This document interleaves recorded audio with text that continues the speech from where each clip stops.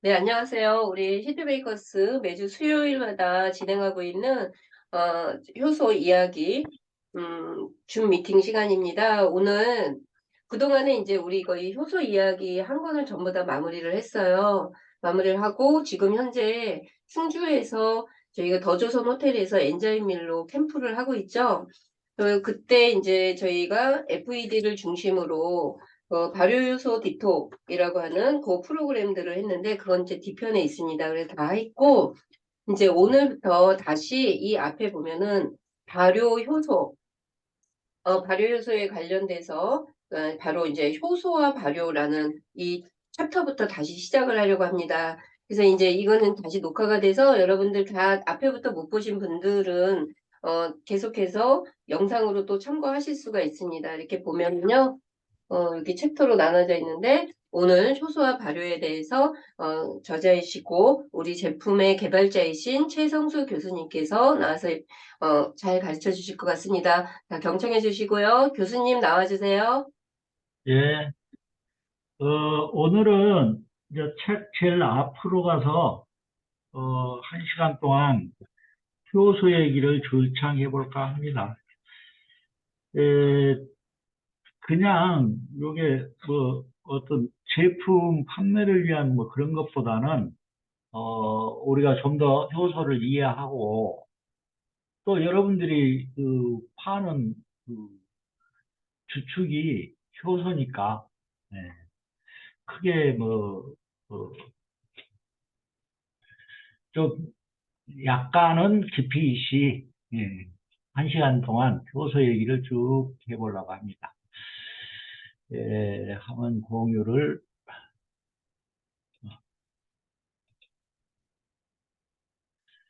어, 여기서 지금 이제 우리 책에 있는 뭐 그런 내용들하고 그 순서대로는 얘기를 못 하겠지만,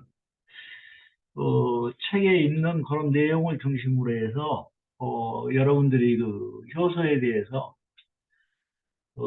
잘 이해할 수 있게, 예, 어, 그렇게 오늘은 얘기를 해 나갈까 합니다. 효소하고 발효를 이해하는 데는 그 효소가 쭉 그 진행되어 온 그 역사를 우리가 이렇게 보면요 쉽게 이해할 수가 있어요. 그래서 제일 먼저 1785년이네요. 이때 스팔란차마라는 사람이 소아 실험을 하게 되는데 어떤 실험을 했냐면요. 동물의 위액을 갖다가 고기에다 이렇게 섞으니 고기가 녹더라는 얘기예요. 진짜 그때는 뭐 이게 아밀라제라고 생각을 못 했겠죠. 근데 뭐 실제로 지금 요 뭐 동물의 위액에 있는 효소는 펩틴일 거예요. 이게 아밀라제류의 이게 단백질을 소화시키는 효소군을 갖다가 우리가 통틀어서 아밀라제 그래요. 거기에는 뭐 펩틴도 있고 트립신도 있고 뭐 여러 가지 이제 요소들이 있어요. 그래서 이 동물의 위액에서 그 펩틴을 갖다가 이제 동물의 위액을 갖다가 고기에다 이렇게 섞으니까 고기가 녹더라는 얘기예요. 분해되더라는 얘기. 이게 단백질이 분해된다는 얘기죠.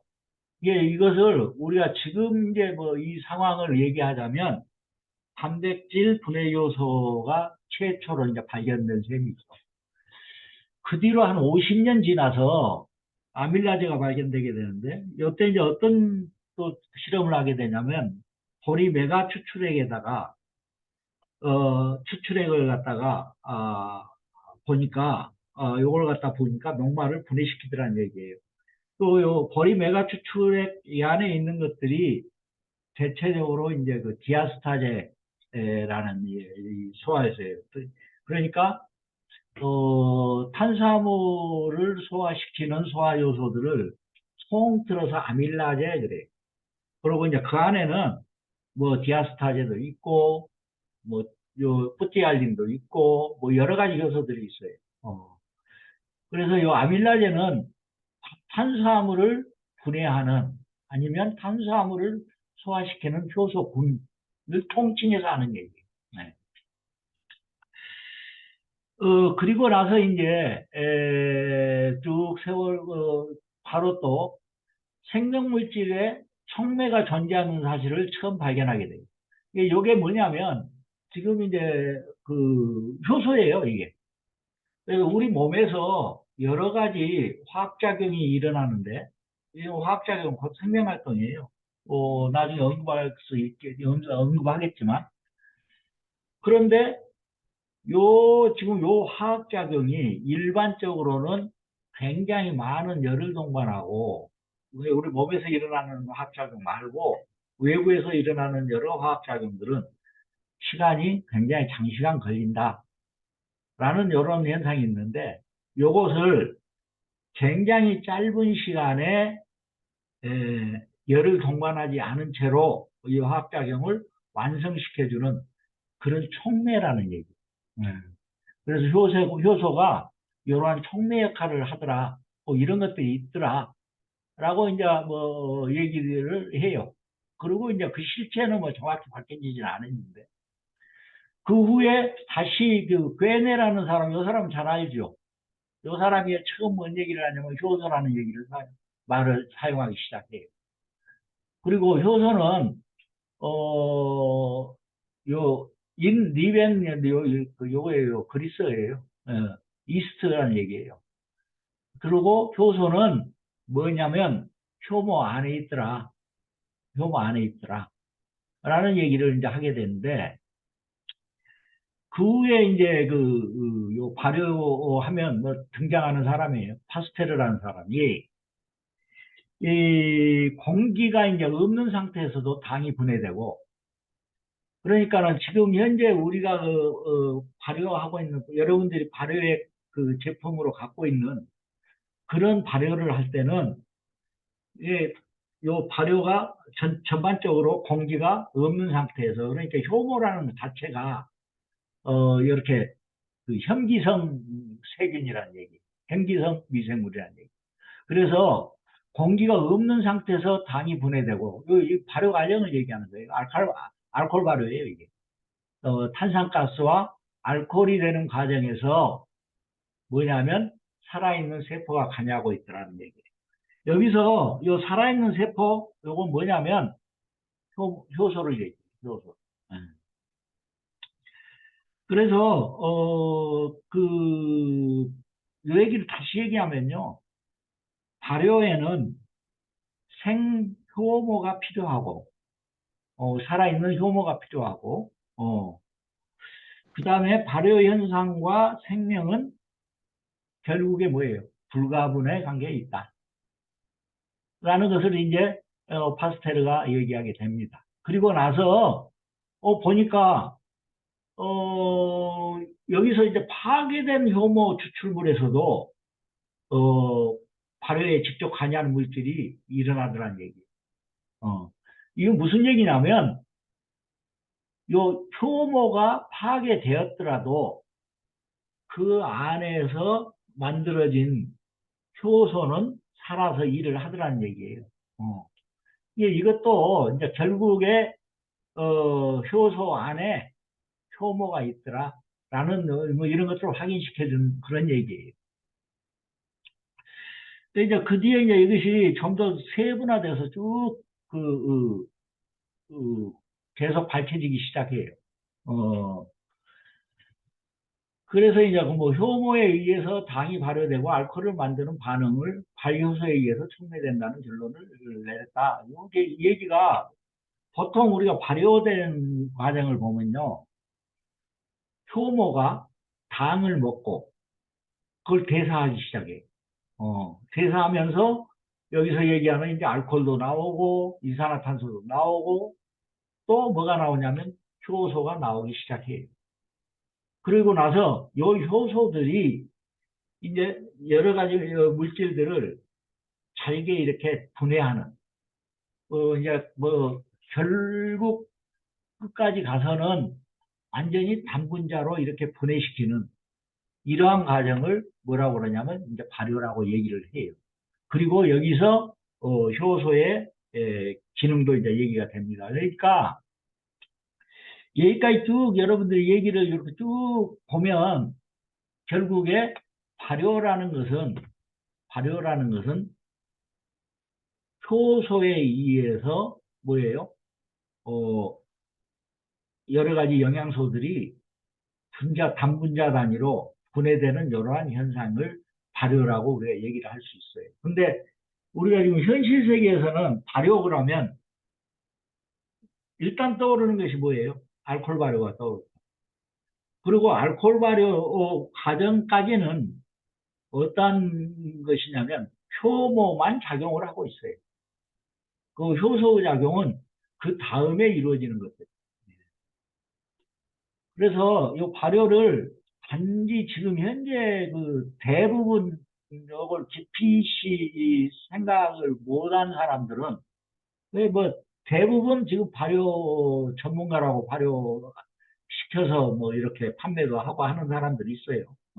인터넷 들어가 보면 대부분 지금 뒤에 일어나는 이 효소의 작용을 거의 생각지 않고 있는 상태에서 발효라는 개념을 가지고 있어요. 그 사람 대체적으로. 그런데 이제 우리 그 해독 과정에서 봤을 때 또 여러분들이 그 뭡니까? 지금 뭐 엔자임미를 얘기해도 돼요. 엔자임미를 얘기해도 되는데 실제로 살을 뺀다라는 것은요. 어, 그 뭔가 먹지 않으면 아니면 그 독이 되는 그런 약들이 있어요. 우리가 다이어트 할 때 이제 다시 뭐 언급하겠지만 그런 약들로 이렇게 먹으면서 이렇게 살을 이렇게 빼게 되면요. 굉장히 뭐 심각한 그 몸에 부작용들이 생겨요. 음. 왜냐하면 지금 계속 공복감을 느끼는 요 신경 자체를 걔가 통제해 버리거든요. 그래서 결국에는 그것은 지금 뭐 세계보건기구에서도 아마 금지 시켜 놓은 것들이에요. 그런데 가끔 국내에요. 뭐 한 5개만 먹으면 뭐 살 빠진다고 막 파는 것들 다 그런 류예요. 그래서 그 문제는 이제 지금 뭐냐면 그러면 요것을 안 먹어야 빠지는데 요때도 영양 공급은 충분히 되어야 되겠다는 얘기예요. 어, 그래서 이제 우리가 영양을 공급하게 되는데 뭐 엔자임이 그 영양이에요. 음, 그 영양이고 그 영양을 공급하는데 우리가 몸에서 반응하기를 여러 가지 이제 우리 엔자임이 요거의 근거는 어, 실제로 살을 빠지게 하는 그런 근거는 뭐냐면 안 먹어서 빠진 게 아니라요. 인슐린 수치를 조절해서 살을 빠지게 만드는 그런 메커니즘입니다. 그런데 거기에 소화되지 않은 이런 영양들이 들어가게 되면 이 기능이 떨어지게 된다는 얘기죠. 그렇다고 봤을 때 우리가 여기서 영양을 공급하는 그 영양 실체가 이제 발효액인데 여기서 얘기하는 발효액인데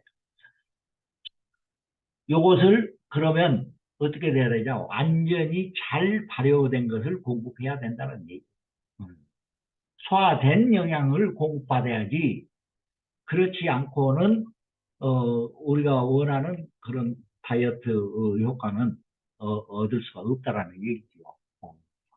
얘기가 조금 다른 데로 튀었는데 어쨌든 그렇습니다. 그래서 완전히 발효된 이러한 어떤 것. 그러면 결국에 발효를 지금 현재 그 발효하는 사람들의 인식대로 알코올 발효 과정과 그 시간이 좀 지나서 그 알코올 발효된 거기서 나오는 어떤 효모들이라든가 아니면 가스라든가 알코올이라든가 이런 것들이 어느 정도 잦아졌을 때 발효가 됐다고 생각하는 이것은 굉장히 위험한 발상이라는 얘기예요. 어. 그래서 효소가 완전히 여기서 얘기하듯이 발효에서의 알코올 발효 다음에 이루어지는 효소의 작용, 요것을 항상 염두에 둬야 되고, 그런 효소 작용이 완전히 보장된 그런 발효액만이, 우리에게 충분한 여러 가지 어떤 건강에 대한 효과를 줄 수 있다라는 얘기. 어. 그 다음에 이제 결국에 나중에 가서는요, 여기에 있는 이제 펩신, 트립신, 키모트립신, 뭐 이러한 것들도 전부 단백질 관련된, 요거 이제 전부 다 이게 뭐냐면, 뭐예요? 이 단백질 분해하는, 효소분들이에요, 이게. 이게 뭐지? 프로테아제. 이 요소들이에요. 그래서 쭉 이런 과정을 통해서 밝혀지게 되는데,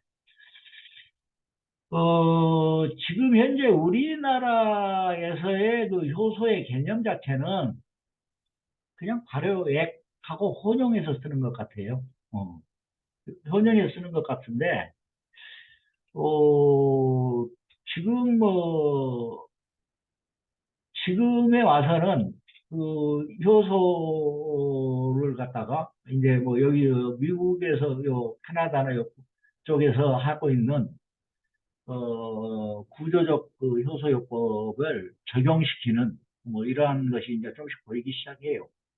그 대표적인 것이 간 수치 측정하는 GTP, GOT 뭐 이런 것들. 그 다음에 요 뭐 전립腺 요쪽에 있는 그 효소들이 PSA인가 그럴 거예요. 그런데 이런 것들이 이제 예를 들어서 간에 있지 않고 피에서 이렇게 보이게 되면 간 기능이 많이 안 좋아졌다. 예를 들어서 전립선에 문제가 생겼다. 뭐라든가 남자의 경우는 그렇죠. 여자는 뭐 전립선이 없으니까. 지금 뭐 그런 것들을 의료에서도 꽤 많이 지금 활용을 하고 있어요. 우리나라 활용을 하고 있는데 요즘 미국, 캐나다 이쪽에 비하면 굉장히 뒤떨어져 있죠. 그에 뭐 여러 가지 것들을 많이 해요. 예를 들어서 펩신이나 이런 것들이 위에서 분비되지 않고 이게 뭐 피에서 보인다고 한다면 아니면 다른 어떤 장구에서 보인다면 분명히 이상이 있는 거예요. 이건. 그 다음에 일본 경우인데요. 일본도 뭐 역시 우리하고 비슷합니다. 개념 자체가 비슷한데 이제 문제는 그 발효라는 것을 놓고만 봤을 때도 일본이라는 데는 우리보다는 그 환경이요. 발효 환경이 썩 좋지 않습니다. 해양성 기후에다가 그다음에 뭐 사회질이 많은 토양하며 그래서 발효 환경은 매우 안 좋은데 아까 그 시작하기 전에 장은영 님께서 뭐 그런 질문을 했는데 일본에 좋은 요소들 많다고 얘기를 하는데 실제 같은 조건이면요 발효액이 그 같은 뭐 연수를 발효했다 했을 때 보통 우리나라에서 뭐 한 3년 정도 뭐 이렇게 한 것을 일본에서는 뭐 거의 한 10년 걸려야 될 거예요. 음. 그만큼 발효 환경이 안 좋아요. 그런데 이제 일본 것이 정갈하고 좋은 것들이 왜 나오냐면 이 사람들이 이제 장인 정신이. 그리고 뭐 예를 들어서 뭐 그 일본에서 들어온 뭐 오닥겐가 뭔가 옛날에 뭐 만다 뭐 이런 것들 많이 들어왔어요. 왔는데 그 우리가 그때는요 요 발효액을 갖다가 돈 된다 싶으니까 그냥 탱크에서 그냥 한 달 안에 그냥 거의 뭐 고온으로 해서 발효를 숙성으로 시켜가지고 그렇게 하니까는 효모들이 계속 움직일 거 아니에요. 끓어요. 그러면 그거 갖다 그냥 빨빨빨 끓여서 효모를 다 죽여버려요. 음. 그래가지고 물건 만들어내고 어쩌고 하면서 질적으로 그러니까는 뭐 일본 거하고는 차이가 많이 질 수밖에 없지요. 어. 그 이제 양심적으로 제대로 발효시킨 사람이 있었다면 일본 것이 어떻게 감히 우리 거 발효의 그 품질을 따라올 수 없어요. 만다요소만도요.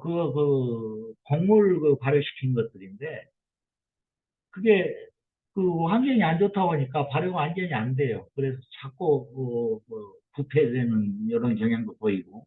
음. 그래서 이제 뭐 거기다가 결국은 뭐 고추라든가 이런 것들을 집어넣어서 그래 만다 여서 먹으면 열나지 좋지 뭐 그런 이유가 아마 거기에 있을 거예요. 어 지금은 뭐 만다에서 하는 사람도 없는데 뭐 한동안 뭐 히트 쳤어요. 그래서 요만한 적은 호가리에 들어있는 것 갖다가 뭐 한 50만 원씩 주고 30만 원씩 주고 사 먹었을 거예요. 그 다음에 이제 미국, 캐나다 이쪽은요, 이쪽은 이제 요 구조적 효소요법이라는 대체약이 요게요, 제가 처음 봤을 때가 80년, 83년, 4년 이런 터인데 그때도 굉장히 성행돼 있었어요. 그리고 요 푸드 요소 우리가 이제 음식에서 이렇게 흡수되는 이런 요소하고 대사 요소, 메타볼릭 요소, 대사 요소. 그래서 요것들은 뭐 대체 역할은 물론이고 치료 기능까지 전부 뭐 그때 뭐 전부 다 구비가 되어 있는 그러한 상태였어요. 그래서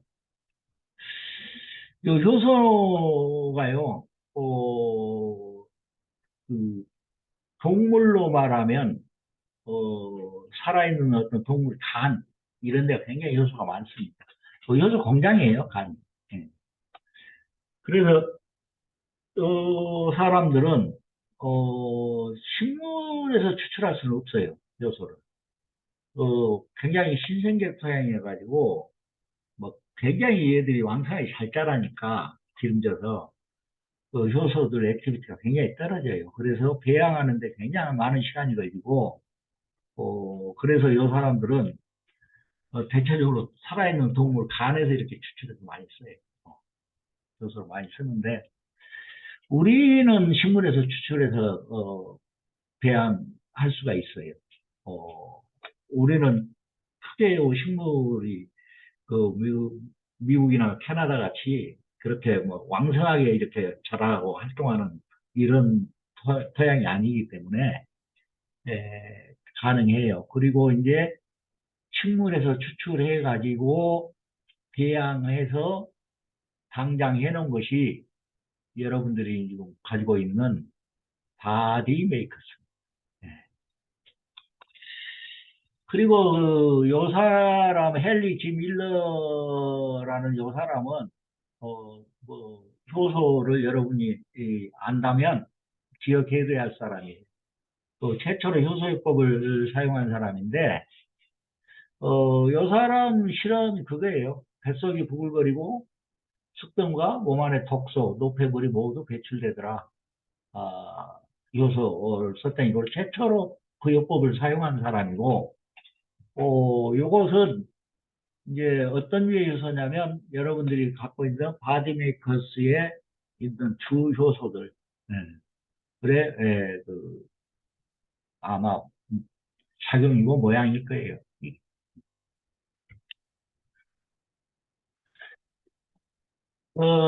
그래서 효소는 어떤 일을 하는가? 어떤 일을 하는가? 그래서 보면 보통 효소가요, 우리 몸에서 절대 제멋대로 활동하지 않습니다. 효소가 부족해서 문제가 일어났으면 낫지, 효소는 항상 알맞게, 우리 몸에 항상 알맞게, 항상성을 유지할 수 있게, 자연 치력을 유지할 수 있게, 그렇게 일을 합니다. 만일 예를 들어서 효소가 제멋대로 활동한다고 해봐요. 그러면 어느 날 뭐 몸이 펄펄 끓는다거나, 아니면 또 효소 활동을 하지 않아요. 그럼 몸은 어때요? 완전히 차가워지거지. 어. 또 뭐 소화도 그러면 그렇게 되면 뭐 소화도 안 되고 뭐 키도 안 자라고 결국에는 뭐예요? 효소가 활동하지 않는다면 결국엔 뭐예요?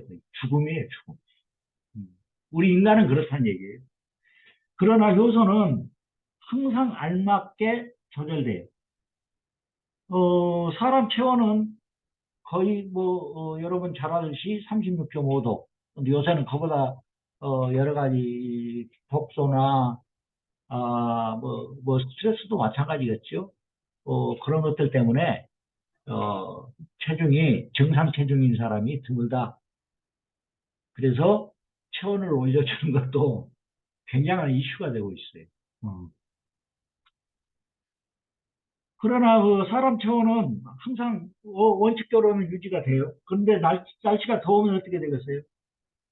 에너지를 적게 내고 또 추우면 에너지를 많이 내게 만들어요. 이러한 일을 하는 것이 효소예요. 그리고 효소가 그 작용을 항상 알맞게 얘기한다는 얘기예요. 이거 뭐냐면 생체 조절을 한다는 얘기예요. 음. 화학 반응이라는 것은요, 아까 얘기했지만 효소에 의해서, 우리 몸에서 화학 반응은 효소에 의해서 일어나고, 요 화학 반응은, 곧 우리 몸에서 화학 반응은 뭐예요? 우리의 생명 활동이에요. 어. 그리고 이것을 알맞게 조절해 주는 것이 뭐냐면 효소가 하는 일이에요. 그러니까 우리 몸에서 효소는 정확히 얘기하면 생명이에요. 어. 그래서 내가 한번 쓰는 말인데 피 두 방울이 이렇게 딱 만나서 생명을 잉태하는 그 시점부터 효소 활동을 시작을 해요. 그리고 결국에 효소 활동이 끝나면 그때는 어느 때예요? 죽음이에요. 어, 보통 요소라는 놈들은 어떻게 이제 일을 하냐면요. 우리 몸에서 모든 기능을 조절하는 센터가 어디예요? 뇌지요. 그래서 뇌에서 뇌의 어떤 지시를 해요. 이렇게 움직여라 하면 그것을 누가 해요? 호르몬이 그 지시를 갖다가 세포에 전달을 해요.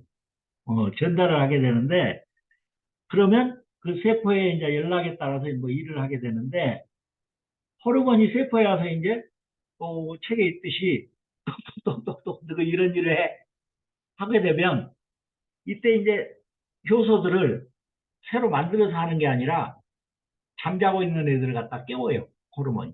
근데 이래 하고 깨우면 효소들이 거기에 의해서 이제 그 지시에 의해서 전달된 지시에 의해서 여러 가지 이제 생명 활동을 하게 되는 것이죠. 일을 하게 되는 뭐 이러한 과정이에요. 그 다음에 이제 그 효소는 몸 밖에서는 맛, 빛깔, 향에 관여를 한다라고 얘기를 해요. 그런데 요 맛, 빛깔, 향은 어떤 맛이냐면요. 어떻게 얘기해? 맛은 그 살아있는 맛, 그러니까 죽어있는 맛 이런 것들 있죠. 잡내 뭐 이런 것들 그 뭐 생선이 약간 부패해서 나는 이런 어떤 그 맛들 이런 것들을 제거해줘요. 그래서 그러한 어떤 살아있는 맛으로 바꿔준다, 관여한다. 그다음 빛깔. 이 빛깔은요 어떤 빛깔이냐면 살아있는 빛깔이에요. 살아있는. 그 돼지고기 예를 내가 많이 드는데 돼지고기를 굽기 전에 이렇게 보면 빨개요. 돼지 피가 빨개서 빨갛나요? 이게 살아있어서 그래요. 요소가 있어서 그래요. 그러나 이것을 불에다 굽게 되면 어때요? 잿빛으로 변한다. 지금 우리 그 주변에 있는 여러 가지 뭐 구조물이라든가 이런 것들 보면 빛깔이 어느 색깔을 아름다운 색을 갖고 있지만 전부 어떤 색들이에요? 죽어 있는 색들. 그것을 살아있는 빛깔로 만들어주는 어, 살아있는 빛깔로 만들어주는 이러한 것을 요소가 작용을 해요. 그래서 모든 생명이 있는 것들은 식물도 마찬가지고요. 효소가 있어요. 그리고 걔들이 명이 붙어 있는 말라서 마르지 않는 한은 명이 붙어 있는 한은 어때요? 살아있는 빛깔을 계속 내게 됩니다. 그래서 여러 효소는 본질적으로 그러면 어떤 것이냐면, 지금 뭐 우리 몸에는 지금 뭐 알려져 있는 것이 한 3천여 종? 알려져 있어요. 알려져 있는데, 아직까지 뭐 얼마가 있는지는 몰라요. 엄청 많아요. 그리고 이 효소는 미생물인데, 그 실체는 고분자 단백질로 구성되어 있더라. 그 다음에 아까 그 뭐 효소 얘기를 했는데 효과적인 생촉매더라. 그래서 요 효과적인 생촉매라는 얘기는 무슨 얘기냐면요. 여기에는 특이적이다. 요 얘기는 효소는 한 놈이 하나의 일밖에 안 한다는 얘기예요. 아까 얘기했듯이 아밀라제라는 효소는 뭐만 소화시켜요? 탄수화물만 소화시켜요. 단백질은 건들질 않아요. 얘들. 지금 여러분이 그 가지고 있는 거기에 이제 주 요소가 아크나제, 아프라제 이런 것들이에요. 얘들은요 소화에는 전혀 관여하지 않아요. 단백질 찌꺼기나 지방 찌꺼기만을 분해시켜요. 무엇과 뭘로? 물과 가스로 분해시키는 어, 이러한 효소들이에요. 이렇게 효소는 굉장히 지조가 있는 놈이에요. 그래서 절대 딴 데 쳐다보지 않습니다. 한 놈이 한 가지 일만 합니다. 네. 그래서 실제로 이제 요 효소의 특성을 봤을 때 우리가 눈여겨봐야 할 것이 뭐냐면 효소는 한 놈이 한 가지밖에 안 한다. 그 다음에 고분자 단백질이다. 그러면 단백질이에요. 단백질은 특징이 뭐예요? 열에 약해요. 열에 약하다. 그래서 보통 이제 뭐 나중에 뭐 얘기하겠지만 효소마다 지들의 활성도가 굉장히 높아지는 최고도화되는 온도가 다 틀려요. 다 틀리고 그 다음에 뭐 pH도 다 틀려요. 또 이 효소들의 삼열점도 다 틀려요. 온도. 효소에 따라서.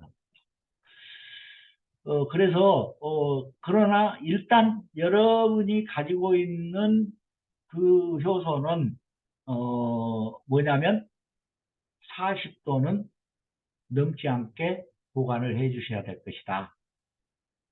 라는 생각을 해봐요. 그리고 엔자임을 드실 때도 물에 이렇게 타서 드실 때 가능하면 40도를 넘기지 않는 그런 물을 사용하는 것이 좋을 거라 생각이 듭니다.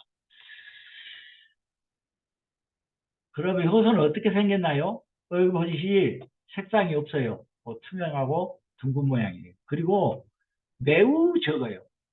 그래서 여기 보면 1마이크로메타는 100만 분의 1mm인데 일반적으로 효소가 5 내지 20마이크로메타 정도 돼요.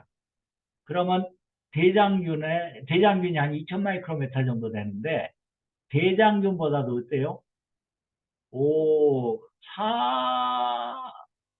100배 내지 400배 적어요. 그래서 일반 현미경으로는 효소는 보이지 않고요. 전자현미경 아주 뭐라고 하나요? 어, 예, 뭐, 이렇게 아주, 뭡니까? 그, 저, 보이는 것이 아주 굉장히 뭐라고 해야 되나? 이제 나이 먹어서 자꾸 어느 선택에 내가 이렇게. 자, 그런 어떤 현미경으로 봐야만 보이는 뭐 그런 물질이에요. 그러면 이제 여기서 여러분 생각해 봐요. 보통 우리가 얘기할 때 여기 효소 많이 들어있어요 하고 물어보는 사람들이 있어요. 이 말이 맞을 것 같아요? 천만에요.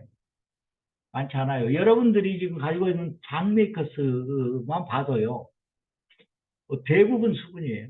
대부분 수분이고 그 다음에 거기에 있는 효소는 뭐 0.0001%도 안 되죠. 어. 그래서 여기에 효소가 많이 들어있어요? 라고 물어보는 것은 무지의 소치다. 그럼 어떻게 물어봐야 됩니까? 여기에 어떤 요소가 있어요? 요 효소들의 활성도는 높습니까? 라고 물어봐야 아주 옳은 질문이 돼요.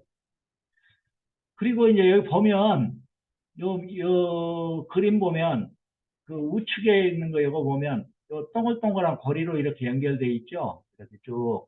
요거 효소예요. 효소인데, 요 고리로 요거 요 고리 하나가 뭐예요? 아미노산이에요. 그리고 요 아미노산이 쭉 입체적으로 이렇게 연결돼서 얽혀 있는 것이 뭐냐면 단백질이에요. 그게 단백질 식체예요, 이게. 어. 그래서 이게 효소가 있는데 요 안에가 이러한 구멍이 있죠. 요 구멍은 뭐냐면 이제 우리가 뭐 예를 들어서 소화효소를 예를 들면 얘가 아밀라제라고 칩시다. 그러면 탄수화물이 오면 여기다가 딱 집어쳐 넣어놓고 뭐 합니까? 이제 얘들을 분해하는 일을 하는 그러한 어떤 장소예요. 그래서 요거에 대한 설명은 이제 다음 장에 있으니까 다음 장에 가서 봐보죠. 그래서 아까 그 그림에서 봐서 그 들어와 있는 요 부분 있죠? 요 부분을 뭐라고 그러냐면 활성부위라고 그래요. 그리고 나서 여기에 이제 뭡니까? 기질이라는 것이 들어오는데 기질은 이제 뭐예요? 우리가 먹는 영양소일 수도 있고 뭐 여러 가지 것들이 돼요. 효소하고 효소에 의해서 작용을 당하는 이러한 물질들이 다 기질이에요. 그러면 그런 어떤 우리가 예를 들어 요거 저 아밀라제라고 칩시다. 요 효소가 아밀라제라고 치면 탄수화물이 이렇게 쭉 들어오게 돼요. 탄수화물이 쭉 들어오게 되는데 딱 들어와서 여기 있는 요 모양이 있죠. 요 모양에 딱 맞게 이렇게 이제 쭉 들어가야 돼요. 딱 맞으면 일을 시작하게 되는데 문제는 이제 그러면 야들이 어떻게 일을 하고 있냐? 그 우리 책 그 17페이지에 보면 그 얘기들이 나와 있는데 요 효소들은요 세포에 있는 우물 안에서 이렇게 살아요. 살다가 기질이 이렇게 들어오면 여러 효소들이 1초에 수만 회를 갖다가 접촉을 해봐요. 전부. 그리고 나서 이렇게 딱 맞은 놈이 나오면 그때 일을 하기 시작해요. 그 여러분들 저 바디메이커스 먹을 때도 물에 타서 드세요라고 얘기를 해요. 또 그 또 어떤 사람은 이거 먹고 물 먹으면 뭐 되잖아요? 라고 얘기하는 사람도 있어요. 그런데 아까 그 효소 일할 때 어떻게 해요? 호르몬이 오면 자고 있는 것 같다 이렇게 깨워요. 깨워서 이제 일을 하게 만드는데 역시 마찬가지예요. 지금 바디 안에 들어있는 애들도 바디라 했다. 장메이커스를 이렇게 바디 메이커스. 장메이커스를 그러면 그 안에 있으면 얘들이 일을 가장 잘 할 수 있는 환경으로 만들어야 되잖아요. 이 아들은요 물속에서 일을 제일 잘해요. 그 쥐들 사는 것도 세포에 있는 우물 안에 있어요. 물 안에 있어요. 음. 그래서 물을 이렇게 쭉 타서 섭취를 하라고 권장을 합니다. 그래야 훨씬 그 효과가 좋아져요. 어, 얘들이 일을 더 잘할 수 있는 환경을 우리가 만들어줬다는 얘기죠. 그러면 이제 이 안에가 요 활성부 이 안에가 센서가 있는데 맞지 않는 놈이 들어오면 어떻게 되겠어요? 서로 만나지 않아요. 아까 얘기했죠. 요소는 한 놈이 한 가지 일밖에 안 해요. 그래서 굉장히 지조가 있는 놈이에요. 그래서 일 안 해요, 그럼. 네.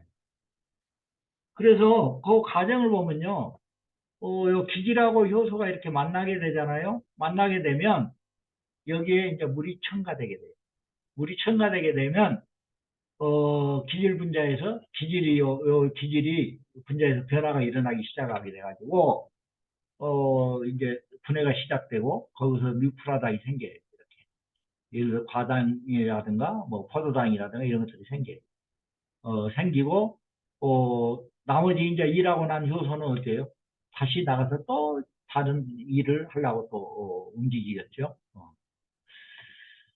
그 효소가 뭐 일하는 과정을 뭐 대충 이 정도면 여러분들이 쉽게 이해를 하실 수 있으리라고 봅니다. 그러니까 이런 것들을 곰곰이 생각해 보셔요. 왜 우리가 효소를 먹어야만 되는지. 어,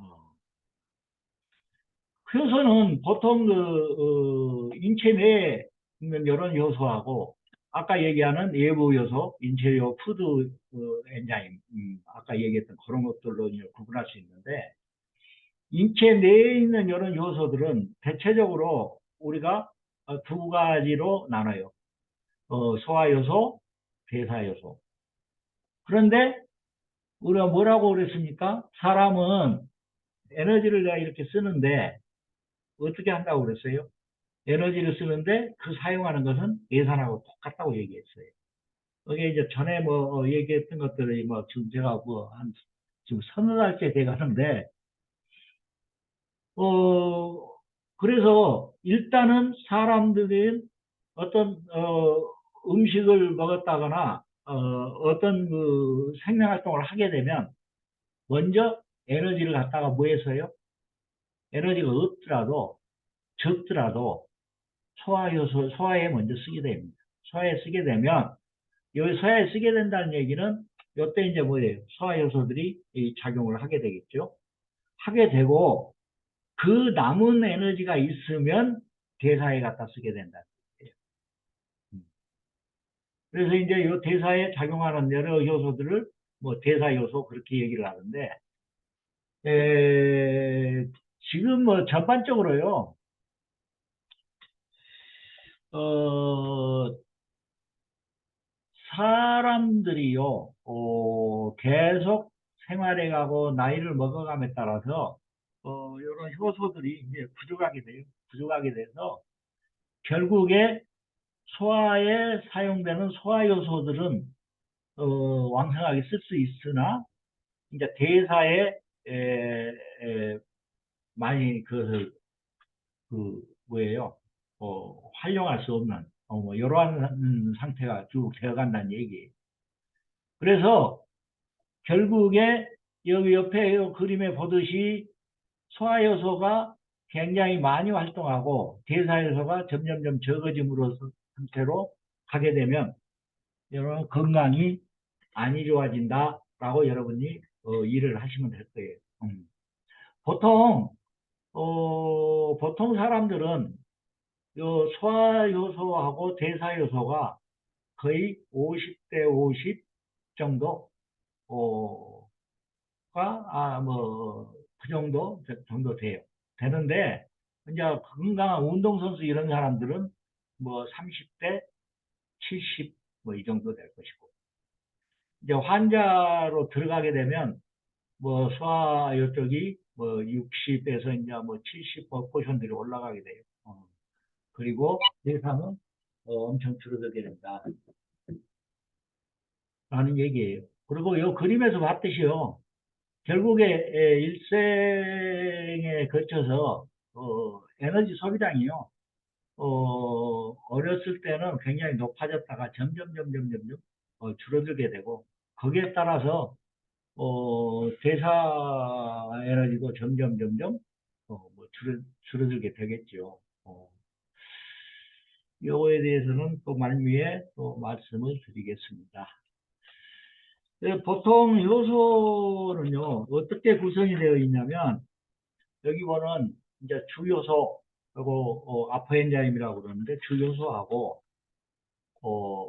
보조인자로 구성되어 있어요. 그래서 요 보조인자를 뭐라고 그러냐면 코엔자임이라고. 코엔자임. 아까 그 그림에서 봤듯이 이렇게 모양이 있으면 딱 들어와 맞아야만이 얘들이 일을 하게 돼요. 일을 하게 되는데 실제로 이제 여러 나이를 먹고 이렇게 쭉 가다 보면 요 모양이 만들어지지 않을 경우가 많아요. 그래서 그러면 이제 일을 못 하잖아요, 효소가.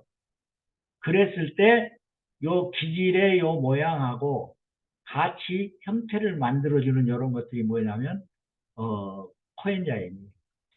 그래서 얘들이 이제 딱 맞아서 일을 할 수 있게 이렇게 만들어주는데 요 코엔자임은 이제 실제적으로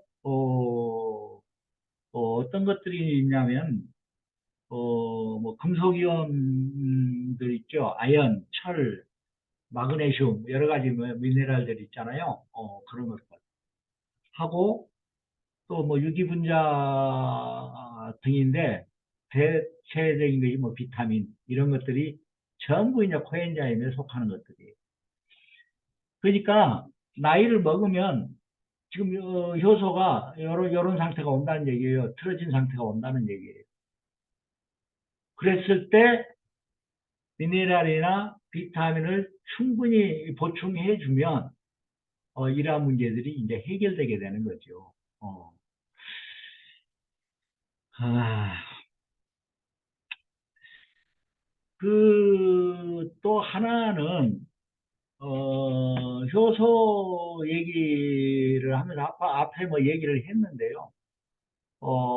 효소는 어, 서로 어떤 뭐, 몸이 아니고 다시 뭐 다른 얘기로 넘어가서 얘기를 해보자. 예를 들어서 두 마을이 있어요. 두 마을이 있는데 그 마을 사이에는 굉장히 높은 산과 강이 있어요. 깊은 강이 있어요. 그러면 실제 요 마을들은 서로 교류를 하지 않고 그대로 어때요? 그냥 산다고요. 어, 그냥 사는데 여기다 다리를 놓고 터널을 뚫었다고 생각을 해보자. 그러면 이 마을 사람들은 서로 교류하면서 어떻게 돼요? 어떤 새로운 어떤 것들을 만들어가고, 그래서 마을에 변화가 오게 되죠.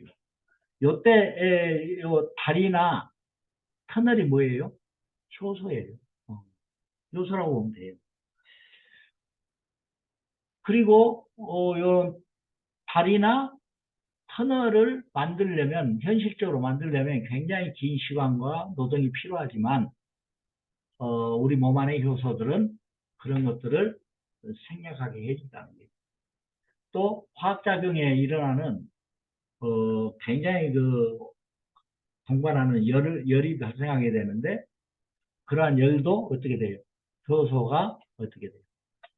없게 해준다는 얘기예요. 그리고 굉장히 짧은 시간에 화학작용이 일어날 수 있게 해주는 그런 촉매 역할을 하는 것이 효소라는 얘기예요.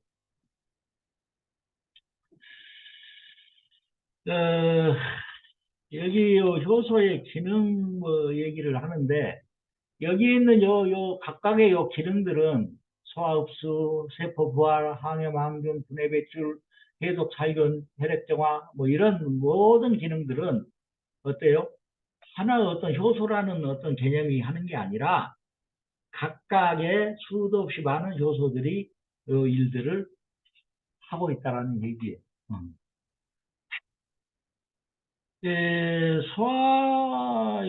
소화용기에도 뭐 예를 들어서 효소를 보면요, 입에는 푸티알린이라는 효소가 있어서 우리가 먹은 탄수화물을 갖다가 다당류 탄수화물을 갖다가 2당이나 뭐 3당류 정도로 이렇게 잘라줘. 어, 2당 것을. 위에는 펩신이 있어서 단백질을 갖다가 어때요? 폴리페타이드 상태로 이렇게 만들어주는 그런 소화작용을 합니다.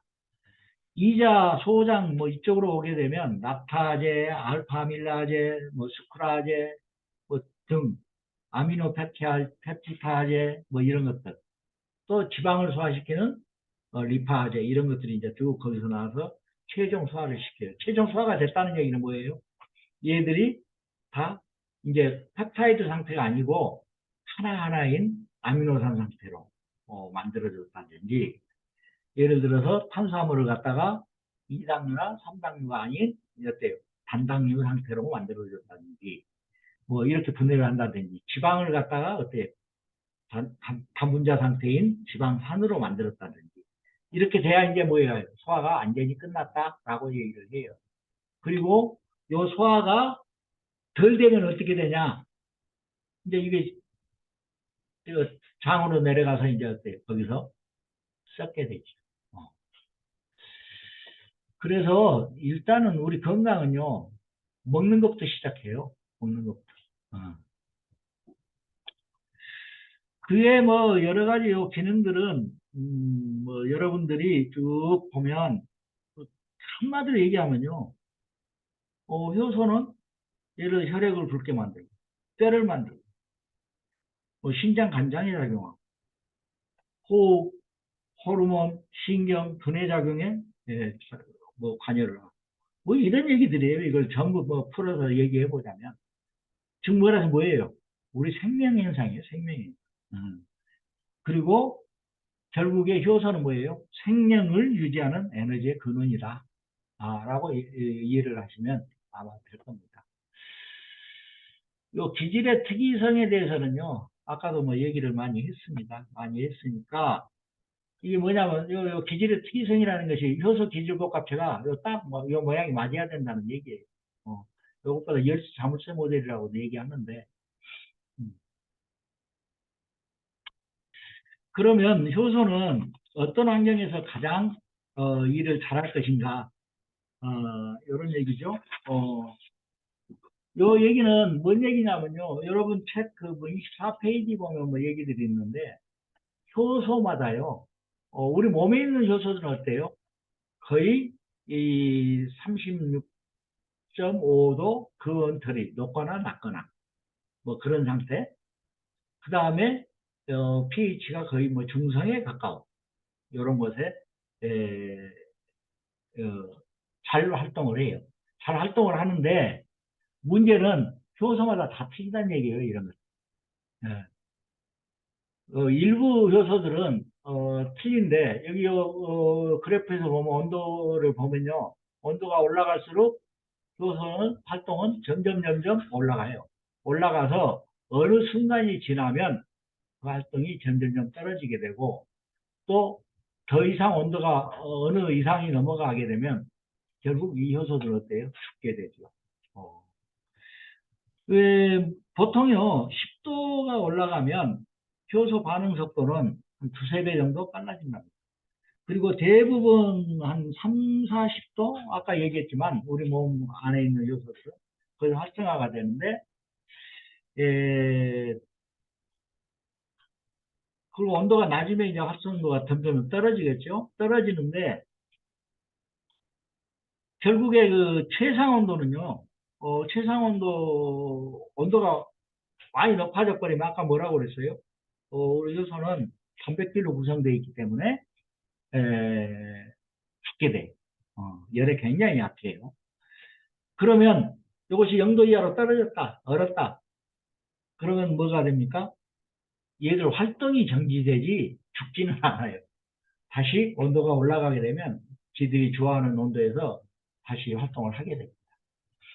여기 지금 효소 A, B 두 개를 이렇게 표시를 했는데, 이제 요건 예를 들어서 효소, 어떤 효소는 이 온도에서, 또 어떤 효소는 더 높은 70도에서도 움직이는 효소들이 있어요. 요 이제 대표적인 것이 여러분들 제가 소개는 안 해드렸는데, 효소 비누 같은 경우에요. 얘들은 약간 변종들이에요.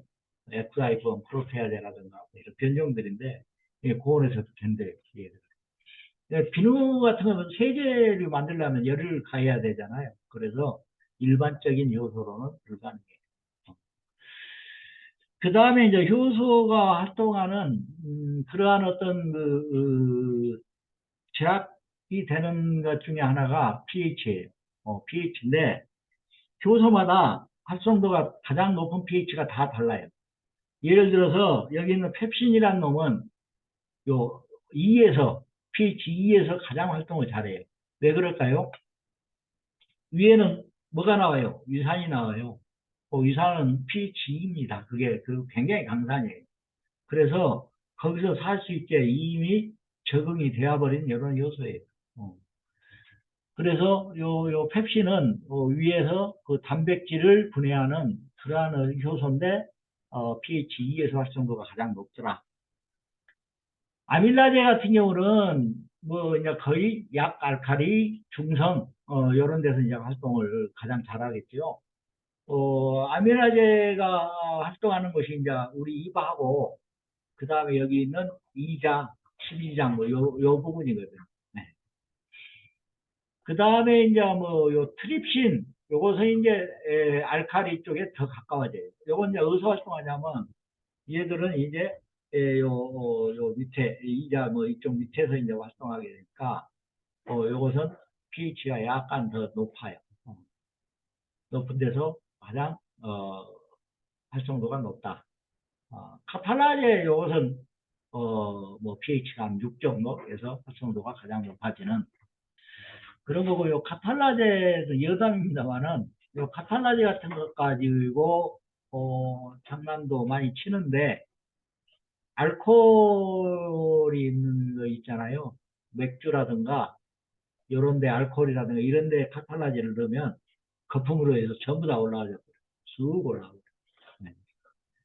그에 이제 그 효소 기질과 농도에 따라서도 뭐 효소 작용이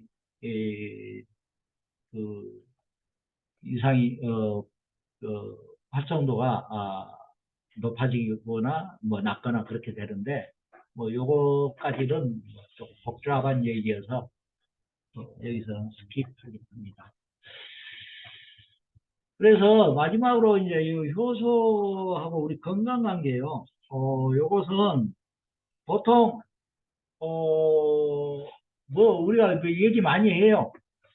효소가 파괴되는 그런 요인. 는 뭐 우리 몸 안에서 만들어진 독소는 물론이요. 외부적으로 들어오는 이런 독소들, 그의 뭐 스트레스 뭐 이런 것들에 의해서 효소가 많이 파괴가 되고 실제로 그 일본에서 그 연구했는데 젊은 사람들하고 노인들의 그 몸 안에 그 효소 양을 측정을 해봤는데 거의 이 대사 효소가 30배 정도 차이가 나더란 얘기예요. 나이가 먹을수록 효소가 점점 줄어들더라. 그러면 어떻게 해야 되겠어요? 효소를 이제 푸드 요소에 의존하는 수밖에 없어요. 그래서 그 많은 효소들을 여러분이 섭취할 수 있도록. 그러면 효소를 많이 섭취하려면 우리가 식생활에서 섭취하려면 어떻게 해야 되겠습니까?